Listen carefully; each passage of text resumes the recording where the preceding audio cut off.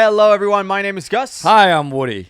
Today we have one of these recommendations from our website, divetalk.com. By the way, you can recommend videos for us to react to.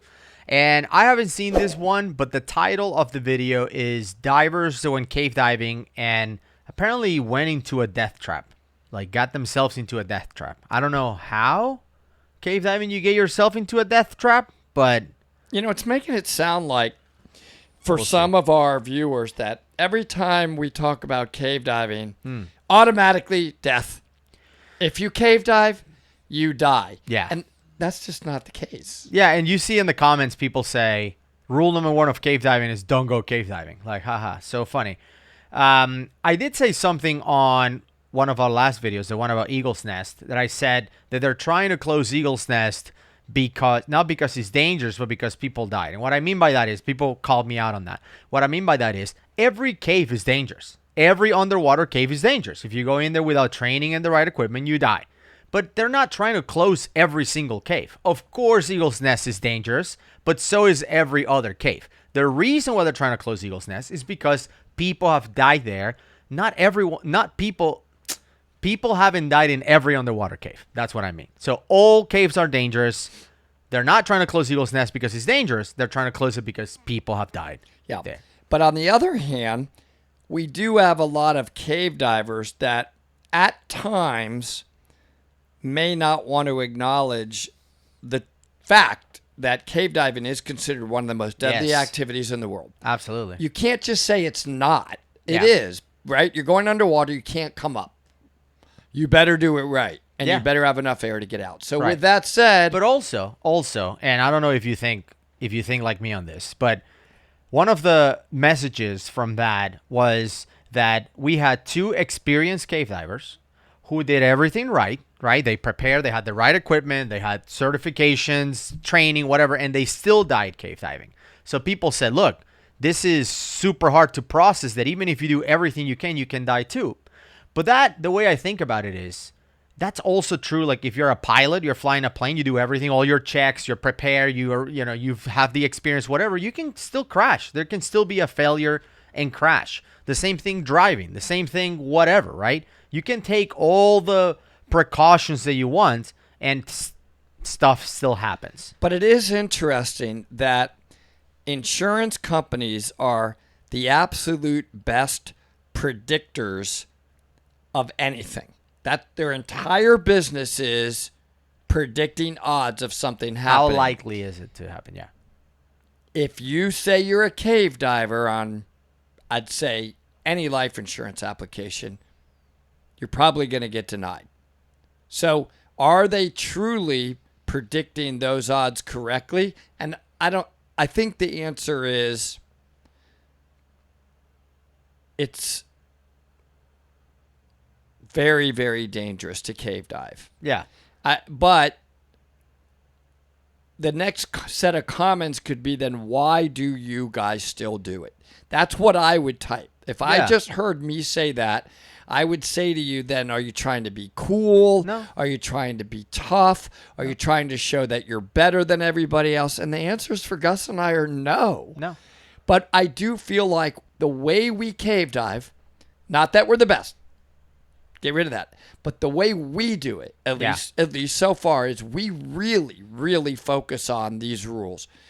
We don't dive alone. We go through and make sure we are well briefed. We are trying our best to follow all of these rules. We're trying to have good technique and form. We're not really doing cave exploration, at least not on our own. Yeah. So I don't have a good answer for why we do it, other than we do it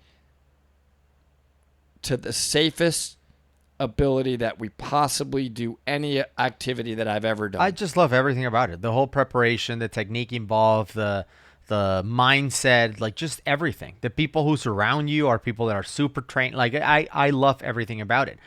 And, you asked the question, why do you do it for fame? Do you do it to look cool or whatever? How many cave dives have we done that nobody knows we're there? Nobody sees any footage. Nobody, we do it. 99%. I couldn't care less if people know that, oh, this guy went cave diving. I couldn't care less, honestly. I am not going to be like, oh, hey, you want to go cave diving this weekend? Well, how many people are going to find out we went cave diving? None. Oh, then no, I'm not interested. No, let's go. Like, who cares? We do it because it's awesome. It has nothing to do with being cool or whatever. I agree. At least for me. I agree totally. Doesn't matter. All right, let's roll this. Let's take a look. Somewhere in the middle of the world's second longest underwater cave, Kent Hirsch's safety line came to an end, but all he could see was endless darkness. No sign of an exit. Deathly uncertainty awaited, while behind lay a long journey with dwindling air supplies. So the divers made the fateful decision to turn back, unaware that the exit was just a few dozen meters away. Okay. I got to stop. I don't know where the video is going to go. Woody and I have not watched this one. Why would you turn around? Okay, first of all, if you're going out to exit, you should know that you're going out to exit because on the line, the guideline that we follow, there's arrows pointing to the exit. So it's not like you're confused. It's not like you're like, well, is the exit that way or this way? No, there's arrows. And I have one right here. Look, here's a cave arrow. It looks like this. And it will be on the line. It will be pointing. I'm going to aim it down. It will be pointed to the exit. So you can see it on the line. Oh, the exit is that way. Now, what will you do, Woody, if we're coming out to an exit and all of a sudden the line that takes you to the exit is just broken? It's like right laying on the bottom of the cave. What do you do? And if we are near the exit? Well, we don't know. We're coming out. So you can't see the exit. Well, like, you know, like, okay, like a genie. A genie you can kind of tell when you're approaching the exit because you hit the keyhole and then you hit the blips. Well, let me tell you what I would do. You're going on a cave you don't know. It's like, okay, the exit should be around here somewhere. And then the line is laying on the floor. What do you do?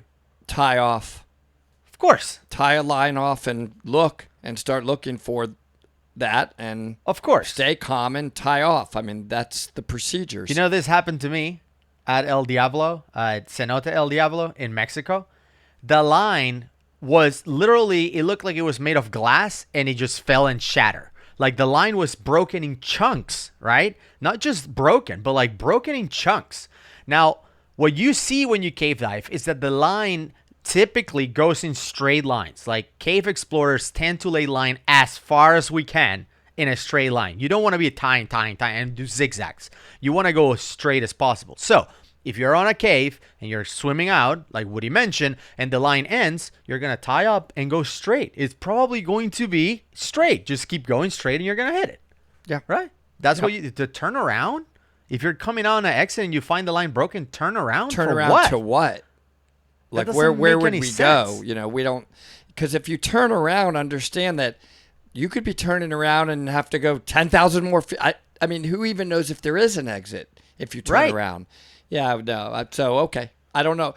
But to say the only thing, the only contradiction I'll say to what you said is that you said that there should be no confusion. There should be no confusion. Correct. There can be confusion if you're panicked, if they had a CO2 hit, if they literally lost their lights. Like things can happen that could confuse people. So yeah. Anyway, let's go. There's one scenario, I just wanted to add this really quick, where it could make sense to turn around. And that would be if you're in a place like Peacock, where you are doing traverses. Well, and if you're going in a traverse and then the line is broken, you could be like, okay, let's turn around. And a traverse means you go in one hole, in one entrance, and you exit in another hole. So the idea is if you're going and the line is broken, you could, it's not crazy to say, let's turn around and go back to where we came from. But that's a known exit. Correct. Right. You knew that there was an exit because you obviously entered. But I don't want to judge these guys because I don't know the scenario. Yeah, good point. Viewer discretion is advised because I'm about to tell you what these divers went through in the Kalimba cenote. Kalimba cenote. The town of Tulum lies in the Yucatan Peninsula, along the Caribbean coast of Mexico. Over the past 3 decades, it's transformed from a small village into a popular tourist spot. One of the reasons is the ruins of the ancient Mayan city, and the other which is I've never seen. Sac-Actun. This massive underwater cave system stretches for hundreds of kilometers. In 2018, it snagged the title of the world's longest, as it was revealed that neighboring tunnels, Dos Ojos, were part of Sac-Actun. But in the following years, with explorers actively researching the Ox-Bell-Ha system from another side of Tulum, and it snagged the title back in 2023. If Sac-Actun has managed to reclaim the crown at the time you're watching this video, drop me a comment. It winds beneath the Mexican jungle for 379 kilometers, even longer than the width of the Yucatan Peninsula itself. That's And amazing. 228 cenotes lead the way to this colossal underground structure. Natural lakes or wells serving as entrances and exits to the caves. Wow. Almost every cave diver in the world dreams of descending there. Only the best can do it, because Saskatoon is incredibly complex and dangerous. Okay. Yet 2 experienced teams arriving to dive in Tulum in December 2004 were ready to take on the challenge. This story focuses on one of them. Unfortunately, I couldn't find any photos of the divers online. So, meet Kent Hirsch, a dentist, cyclist, skier, and skydiver, known as Dr. Deco, short for decompression. Plus, Hirsch is a certified cave diver with 20 years of experience and 125 dives into underwater tunnels. Okay, I want to make a comment on that. So, it says he has 20 years of diving experience, but only 125 cave dives. To a lot of people, they'll say, only 125 dives? But cave dives are different. It takes a long unless you live in cave country or something where you can cave dive every weekend, it takes a long time to cave dive. Because typically when you go cave diving, you do one dive. It's one long cave dive. So if you go, let's say, one weekend out of the month, that's 12 times a year. That's 12 dives. If you dive Saturday and Sunday, 24. To do 125, that means diving every weekend for 4 years in a row without taking breaks. That's not going to happen, dude. You have to be really committed. And even if you do that every weekend for 4 years in a row, that's a lot of experience. 125 cave dives is a lot. Diving every weekend for 4 years in a row, it's a lot of experience, Absolutely. in my opinion. Yeah. So, yeah. And for those of us that don't do that, frankly, you get out of practice. We're going to be rusty, and you got to be super careful and do very conservative dives for a while to get your game back. yeah. His constant partner and buddy, Michael Nast, nicknamed Caveman, is a lawyer, cyclist, marathon runner, and cave diver with 75 dives under his belt. And the most experienced members of the team were Gene and William Downey, a couple who, over 30 years together, completed over 300 dives into underwater caves. It's funny to see This snorkels. forced them planned to dive into the Snorkels. caves with another team through the Cenote Kalimba. Above ground, it looks like a small hidden water hole nestled among rocks, with an entrance what they no look deeper like. than 10 meters and a gentle current. However, there's a long underwater tunnel that connects with another one and ends at the Box Chen Cenote. This was the route planned by the 2 mentioned teams. Still, traverse. navigating in such a complex cave system comes with a bunch of rules, most of which revolve around navigation.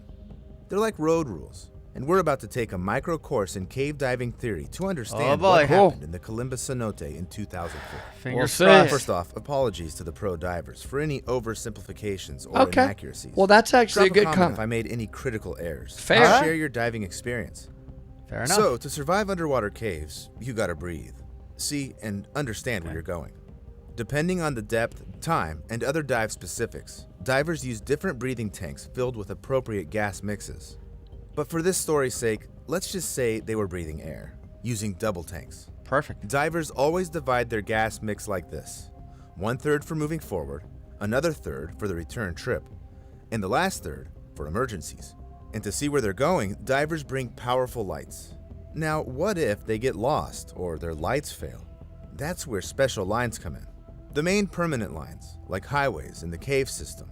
In the Saskatoon Cave Complex stretch we're talking about, there are 3 of them: Kalimba, Box Chen, and another unknown one to you, Paso de Lagarto. Even with zero visibility, divers can navigate the cave by holding on to these lines. Nevertheless, there are turns, side tunnels, and places where one line ends and another begins a few meters or tens of meters away. These are called gaps. Crossing them is called a jump. Jumps. There you Jumps. go. In reality, though, That's divers good. bring a jump spool with a line and stretch it between 2 permanent lines. To not just move forward, but also know how to get back, they use markers that are Really kind good. of analogous to road signs. A+ Triangular so arrows far. point everyone Look at to this. the nearest exit. Round cookies are left for their team or other divers to mark necessary turns or indicate someone's presence in the cave. And REMs are individual markers. Okay. So, the route for the 2 teams that arrived to dive in Tulum involved moving from the Kalimba Cenote to the end of the main line, jumping to Paso de Lagarto, a 3-minute ride along this line, and then another jump at a sharp turn to Box Chen, and then back the same way. The more experienced 5-member team, led by a professional guide, was supposed to go first. Besides planning to reach the Box Chen cenote, they were also tasked with laying lines for jumps at gap locations. At the end of the Kalimba path, a line with a carabiner was smartly secured so that anyone could easily connect to Paso de Lagarto. For the jump to Box Chen, the dive team planned to deploy their own neon pink jump line. Following them on the same route, but not going all the way to the cenote, there was the previously mentioned 4-member team. Before diving, they discussed all the details and agreed that they would attack Cookie. So I have a question for you. Oh. Why in the world, if they know all of those different lines exist, why don't they just connect them all? Why do you have to bring a jump line? Why not just leave a permanent line between the other lines? Yeah. Why make the extra work and carry an extra reel and have to make, jump, put that line in there? Just connect it all, and then you can go wherever you want. Yeah. Yeah, that's a really good question. I mean, there's a couple of reasons for that, but typically is to make easy navigating out of the cave, because there's a lot of side tunnels that go along the way. So if you get, and by the way, in Mexico, from what I know, they're not great at having jumps. They are great at having permanent line everywhere, which gets tricky. But the point is, the reason why we don't do it is so the main cave line is kind of undisturbed and easy to follow on the way out. Now, you will find jump lines and stuff along the way, but it's typically easier to follow out if you're just following just the guideline, which, by the way, in Florida is typically thicker, and we call it the goal line because it's been replaced by a gold collar line. So we call it goal line, but it's not goal line everywhere you go. Right? I think that's right. I've always wondered if, though, that's logical. No, there's other reasons. Like, for example, I know. when you're doing training, there's based on your standards, you're not supposed to do any navigational decisions when you're doing intro to cave diving, for example. Right. So if you had those jumps or permanently attached, then by the time you get to like the first tee where there's another line, then that's it. You can't go any further. So that's another reason why you don't have permanent lines attached. Because if there's no lines, then you can just keep going on the main line. Why not just have a line, permanent, right? No more jumps, and a little sign. Take a right here. That's blah, blah, blah. Well, I actually asked that. Not big. No, I know. I'm just thinking and actually asking these questions why are we making this so hard? I asked this at Ginny at the Devil's Cave system because I'm like, how come we don't put like a sign that says Hill 400 this way? Like a highway. Maple Leaf that way. Bats, make a left. What's the problem? Like, why? Why are you making this hard? Yeah. Are you trying to just kill people? Are you? We don't want so many people cave diving. Like you don't want to make it too easy. Yeah. And that may be the actual answer. And I have heard some very elite cave divers actually say what I just said. So I'm asking this knowing that there actually is a strange answer. And believe it or not, they really don't necessarily want to make it too easy. Yeah. Because people will push the limits very easily. Right. Well, no big deal. I don't really need this gas. There's signs, whatever. I can get out. So it can be almost too easy to get too far too quickly. Yeah. So they actually do add some complexity. But it happens to us. It happens to everyone. Like, how many times have we shown up to a dive and we open the map, like we're experts, and we're like, okay, we go here, and then we make a jump here, and then we go around here, get whatever. We look at the whalebone, and then whatever, and then we go in there, and we're like, wait, was it left here or right here? Really hard. Let's just practice. Let's just do what we know. Yeah. Abort the plan. But yeah, I mean, I've always asked, like, why aren't there signs inside of Ginny, like 400 that way, whatever that other way? Like, just make it easy. Double domes over there, 200 feet that way. Like when you're driving on the road and it says Atlanta, 57 miles. Why don't they have, whalebone, 300 feet? I know. Sweet surprise that way. Like, for my kind of cave diving, I'd love that. I'm here to relax. I want to go to the whalebone. I'll lead this one. Yeah. I'm going to follow the sign that says whalebone. Yeah. Good, Gus. That's my plan. But that should be pretty standard. That's right. Anyway. On both jump lines. The first one was to let other divers know that someone had already used the line and to mark the exit to the Kalimba Cenote. The team Okay. that emerged first from the cave, namely the 4 divers, was to remove the marker from the second neon pink line. This way, the 5-member team would know that no one was left in the tunnel and they could remove the jump line, Okay. sort of cleaning up after themselves. So, on December 9th, the 2 teams started their dive right on schedule.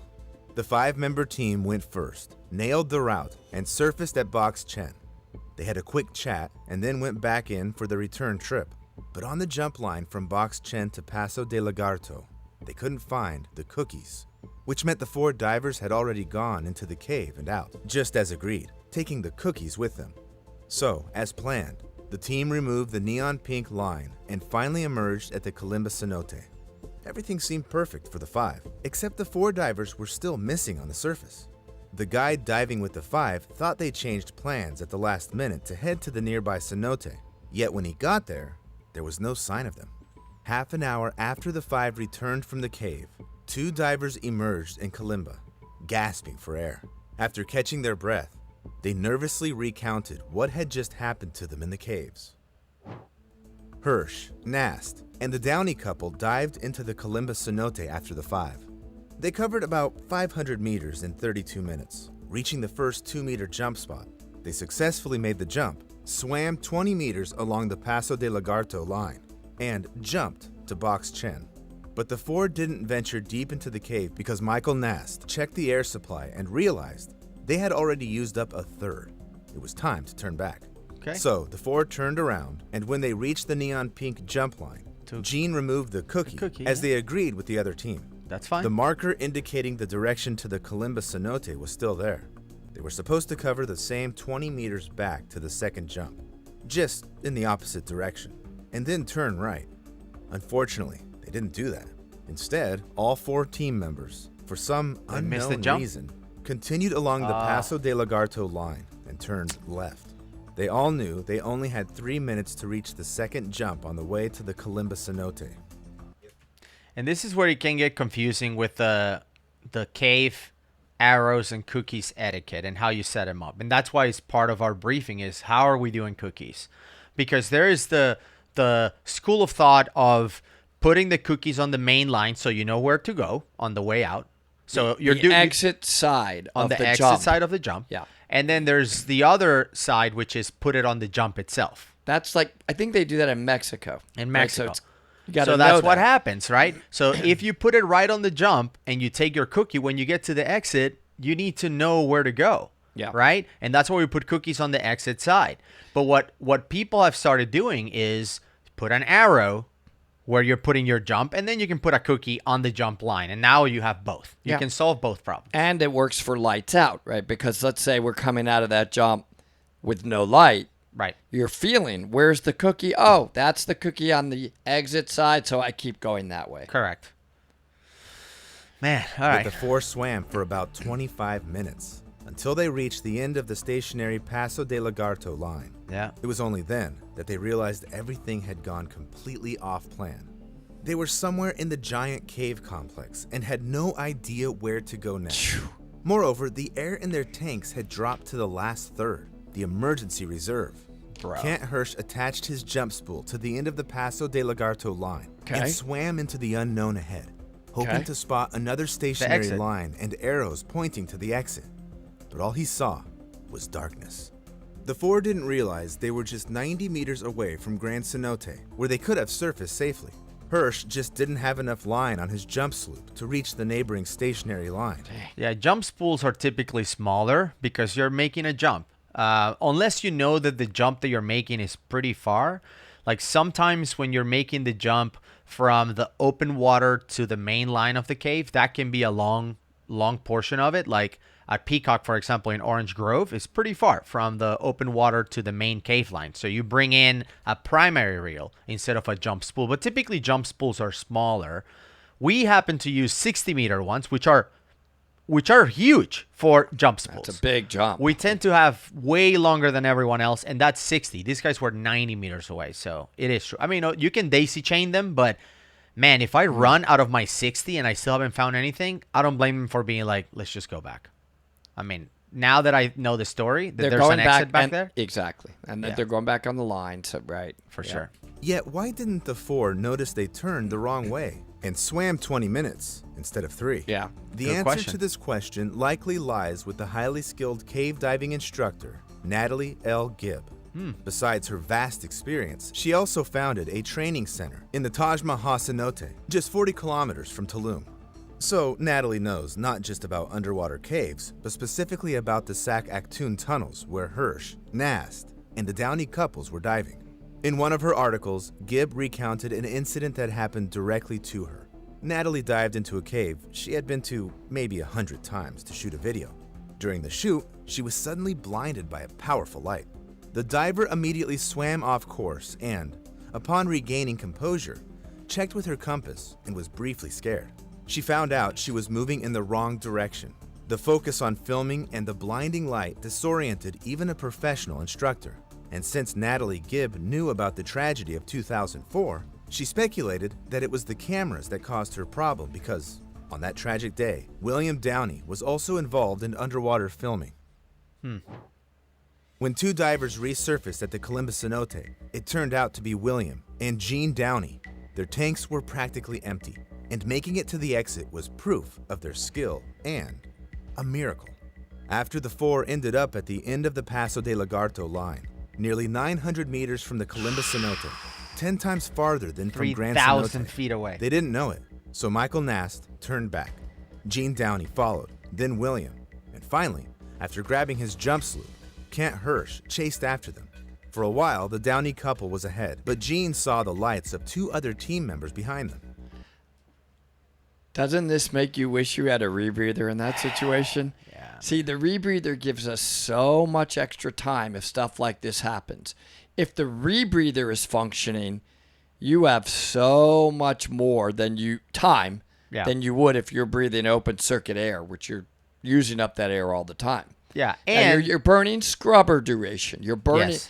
you're burning the duration that of the scrubber, which removes the CO2. But for the kind of cave dive equipment we use, we have like a 5 or 6 hour scrubber duration. Well, and one thing to add is that the difference also on having a rebreather is that we still carry tanks like they did, Right. just in case the rebreather fails. So you may ask, well, what if your rebreather fails? You keep saying like, well, if you have a rebreather, you have all this time. What if it fails at the worst possible time? In this We case, plan for it. in this case, let's say we went the wrong way. We swim 20 minutes. We reach the end of the line. We pull our spool, go for 60 meters, and then our rebreather fails. Worst possible way to fail. 3,000 feet from the exit, we have to turn around. Well, the beauty of it is that our tanks are only for emergencies. So you know how they were on their final third? Our tanks will be full at that point. Exactly. So our rebreather failed 3,000 feet from the exit. Our both tanks are full. So our rebreather, useless, can't use it anymore. Now we're on tanks. Our tanks are completely full. So Big difference. you're 3,000 feet from the exit. Typically, the way we think of speed of exit is about 100 feet per minute, right? That'd be, well, there's no flow. So We're getting out. yeah, that's fast. That's moving pretty fast. good. We're getting out of here, right? Yeah. So, but let's just say we're doing 50. Okay. 50 feet I per like that minute, better. taking it easy, Yeah. right? Hour. It's an hour. And then you have with a deco. 2 brand new tanks. You may have a deco obligation. I don't know Yeah. their depth. So we're just saying you have a lot more time. Even if the rebreather fails, you have a lot more time. Exactly. Yeah. They all realized they were in mortal danger, and panic slowly started to grip the divers. Their heart rates and breathing accelerated, and they were burning through more precious air. At some point, William Downey checked his gauges and realized he wouldn't have enough breathing mix to make it to the exit. Scary. He signaled to his wife, and she shared her air, which was just a bit more than his. From then on, they swam literally within arm's reach so William could breathe through Jean's spare hose. Eventually, the couple managed to reach the Columbus cenote. They waited, expecting Kent and Nast to show up any minute. They never did. William glanced at his almost empty tank and realized the tragedy. Their partners weren't coming back. The divers had nothing left to do but notify rescuers of the 2 people lost in the Sac Actun caves. Yep. Divers found the bodies of Kent Hirsch and Michael Nast side by side just 75 meters from the Kalimba cenote. Shoot. Both tanks were completely empty, and Hirsch's long hose was deployed, meaning he shared air with his partner. Wow. Tried everything. The double loss Wow. of professionals shocked the diving community. William and Jean Downey were even more stunned. They claimed that after the jump from Box Chen to Paso de Lagarto, they both saw a marker pointing to Kalimba. Still, none of them could explain why the group turned the wrong way and swam so far without noticing. They just didn't know how it happened. Now, if they were talking about Natalie Gibb, who's a legit cave diver and instructor, getting lost as well, why don't they put a permanent arrow the size of like a frisbee at that? It seems like a very popular jump to go from one system to another. Why not? Like, Yeah. you know how those arrows are at a Little River, which Yeah. are like humongous, Yes. huge triangles, like exit that Steel way. permanent. Right. Why are I they? know. I would ask the Unbelievable. same question. Like, I'm happy to go there and lay 10 arrows. Like, brrr, that way is the exit. I mean, I agree. you know, the tough part of this, which is really tough to process, is the fact that they found the two bodies with one of them sharing air with the other one, which then makes you think, had he not share air, could he have made it? Maybe. You That's know, a real like dedic- if we're coming out and you have 300 psi left and I have 100, and I'm like, or I'm out. You have 300 left. I'm out, dude. Can we share air? Like, would you share air until we both die, Probably. or would you be like, I'm sorry, Yeah. and bail out and make it by My yourself? nature would be, we're just going to try to go together. I'm going I to try agree. everything possible. And it's a terrible situation. We may both die. I agree. But this does illustrate the very beginning discussion we had of this video. This is really dangerous. These are very experienced cave divers that missed one little turn. It's just one little accident, one little error led to their death by missing the exit, by not following where I assume the cookie was saying to go. yeah, You can die. a lot of very popular jump places in the caves here in Florida that we dive are marked by 2 arrows. So wherever a jump goes, there's 2 arrows, both obviously pointing to the exit, and you typically put the line, the jump line, between the 2. So that way, if you go left, you're gonna find an arrow that tells you need to go right, and if you go right, you find the arrow telling you you're going on the right direction. You're going right. So maybe in Mexico they should do the same. Again, you know, this is one of those things that if it's that dangerous that somebody like Natalie can get lost, dude, lay the arrows, 10 on each side. Yeah. Yeah, And the I most would agree. horrifying thing is that Natalie Gibbs' theory about the camera's role in the divers' deaths is not unfounded, because in 2018, the same caves saw another fatal event. On November 14th, 2 German divers, both certified and experienced in cave diving, descended into the Kalimba cenote. They were part of one of the 4 teams diving that day, but when the other teams started to return, they noticed the German divers were still missing. They searched all the nearby cenotes, and soon it became clear that something terrible had happened. Several teams dove into the caves to search for the missing men, and they found one diver's lifeless body at the gap between the Kalimba and Paso de Lagarto line. Same While gap? The other diver was found beyond the Grand Cenote line. Among the deceased diver's equipment was a camera they used to film their dive. Footage from it showed that the divers often stopped and swam much slower than usual, so they basically used up more air but covered less distance. And when they decided to turn back, they found out there was already too little air left in their tanks. This tragedy once again reminded us of the deadly danger of cave diving. Okay. Now, does it really scare hundreds of people who continue to dive into Saskatoon? If these caves were a single straight tunnel, it would stretch from the center of Los Angeles to the center of Las Vegas. Wow. Can you imagine such a massive Awesome. underground structure? So, with this in mind, can you understand why divers risk their lives to see this incredible natural phenomenon with their own eyes? I mean, I get it. It's pretty mesmerizing, but still, is it worth it to put your life at risk for that? What do you think? Good video. I thought that guy did a great job. Yeah, if he's Really? not a cave diver, Really? he's the best we've ever reacted to who's a non-diver with the facts. Yes.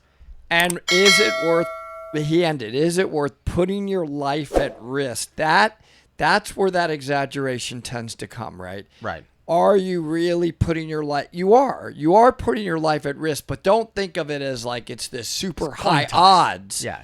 that you're 50-50. going to die, right? It's not Right. 50-50. It's a Right. 99 at least out of 100 people are never going to have a problem. Probably Way more than way 99. more than that. Yes. It's not 1% for it's tiny, but I get it. Non-cave divers are going to say you're putting your life at risk, and that must be a big risk, a very high odds that you're going to die if you go into those caves. I don't know how Maybe many- that's good, though. Maybe that's good, because it keeps people out of there. I wonder how many people have died cave diving, like globally. Yeah. I don't know. But if I had to guess, I would say that at least 3/4 of the deaths are from non-cave trained people. Like people that went in because I'm an instructor, I know what I'm doing, and then they get lost and die. I don't think that the majority of cave diving deaths are from certified cave divers. Definitely cave divers have died cave diving, of course. That's without question, and that's why it's dangerous. But I would say the majority of deaths, I don't know, maybe it's a 50-50 thing, but I would think that the most of the deaths are from non-cave trained divers, or that people didn't have the right equipment.